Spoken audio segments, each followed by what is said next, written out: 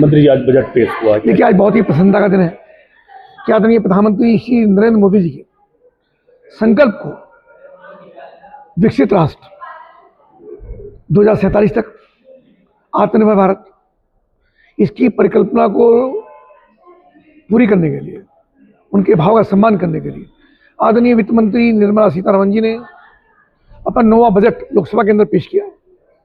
सार्वभौमिक, सबको कुछ ना कुछ देने वाला, गरीबों के लिए, अनुसूचित जाति वर्ग के लिए, पिछड़े वर्ग के लिए, महिलाओं के लिए, युवाओं के लिए, किसान के लिए, श्रमिक के लिए, दलित लोगों के लिए, आदिवासियों के लिए, व्यापारी के लिए, उद्यमी के लिए, सबको पोषित करने का काम इस बजट के अंदर करने का काम हुआ।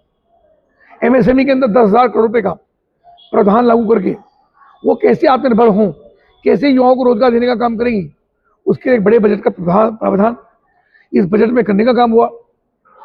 कैसे हमारा इंफ्रास्ट्रक्चर डेवलप हो, उसका बजट अलग से रखा गया। कैसे रेलवे कनेक्टिविटी हो, 8 बड़े रेलवे कॉरिडोर, उनकी योजना बनी। 3 एम्स प्रत्येक जनपद के, मतलब हिंदुस्तान के 800 जनपदों में प्रत्येक जनपद में बेटियों के लिए गर्ल्स हॉस्टल, यानी गांव की लड़की, देहात की लड़की, आदिवासी क्षेत्र की बेटियां भी आकर के कॉलेजों में पढ़ सकें, उनका सपना साकार हो सके, एक बड़ी योजना सरकार ने घोषित करने का काम किया। 5 लाख से ऊपर की आबादी के सब नगरों को विकसित करने का और अधिक इंफ्रास्ट्रक्चर उनमें डेवलप हो, उनको स्मार्ट सिटी बनाया जाए, उसकी योजना, जिसमें मुजफ्फरनगर हमारा विधानसभा क्षेत्र भी उसके अंदर आता है, उसके लिए भी योजना बनी। तो निश्चित रूप से मुझको लगता है कि युवाओं को रोजगार कैसे मिले, युवाओं को आत्मनिर्भर कैसे होने का अवसर मिले, हमारा विभाग कौशल विकास, उसका डेवलप कैसे हो, युवा कैसे स्किल्ड हों, ऐसी बहुत सारी योजनाओं का ये पोषित करने का आज बजट के अंदर हुआ। और निश्चित रूप से निर्मला जी का शानदार बजट है, जो बधाई की पात्र है। मैं उनका अभिनंदन भी करता हूँ, उनको बधाई भी देता हूँ। किसान संगठन नाराज है कि बजट हमारे लिए खुशी का नहीं है। उनकी नाराजगी का विषय नहीं है।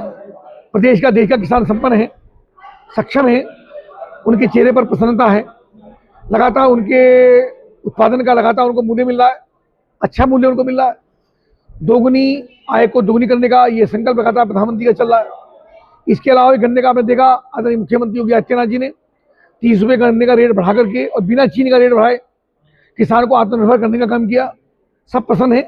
कोई इक्का दुक्का व्यक्ति होगा तो मुझको लगता है जिसको टिप्पणी करनी होगी, किसानों में किसी प्रकार की नाराजगी नहीं। मंत्री जी, मोरना चीनी मिल का विस्तारीकरण हुआ है, 250 करोड़ से ज़्यादा मुख्यमंत्री जी ने प्रस्ताव पास किए हैं, क्या कहना चाहते हैं? श्रेय लेने की लगातार होड़ लगी हुई है जनप्रतिनिधियों में। श्रेय लेने का वो विषय नहीं है इसके अंदर। अब सब जानते हैं कि मोरना शुगर मिल हम सबके लिए बहुत ही चैलेंजिंग था, बहुत लंबे समय से। पूर्व में भी जब, यानी गत टीम में भी हम जब विधायक और मंत्री थे, तब भी हमने विधानसभा के अंदर ये विषय उठाया, आदरणीय मुख्यमंत्री के सामने चर्चा की इसकी। मुख्यमंत्री ने बजट में इसकी घोषणा स्वयं की है। जब वो अभी शुक्ति आए थे लगभग 2 वर्ष पूर्व, तब उन्होंने इसकी घोषणा की थी कि इसका विस्तारीकरण हम करेंगे। वो ज्ञापन भी दिया गया, उनसे मांग भी की गई। मुख्यमंत्री स्वयं इसके लिए चिंतित थे।